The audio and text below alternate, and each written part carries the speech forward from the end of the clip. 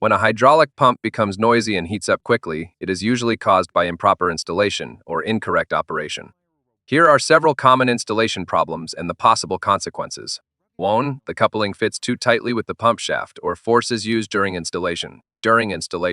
If the coupling hole fits too tightly with the pump shaft or if the coupling and pump shaft are hammered into place, the hydraulic pump drive shaft will be subjected to extra radial and axial loads. Over time, this can accelerate bearing wear, cause eccentric rotation, and eventually lead to abnormal noise and pump body damage too. Excessive coaxiality deviation. When connecting the pump and motor, if the coaxiality exceeds the recommended range, usually within 0.05 millimeters to 0.1 millimeters, the pump will experience uneven force during operation. This can cause obvious noise and vibration during running, and may also lead to early damage to the bearings and the whole pump cartridge due to eccentric wear.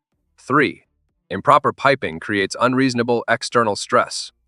When connecting the inlet and outlet pipelines of the hydraulic pump, improper piping may apply unnecessary stress to the pump body. This can destroy the already adjusted coaxiality of the pump shaft. As mechanical stress accumulates, it may cause abnormal noise, pump overheating, and a shorter service life. 4. Incorrect suction port direction or limited installation space.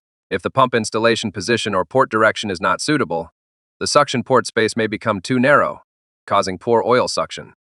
The most obvious symptoms are extremely loud noise, pressure fluctuation, and a rapid increase in oil temperature during long-term operation. 5. Loose foundation and lack of vibration isolation. If the connection between the pump body and the base is not firm, shaking and vibration will occur during operation.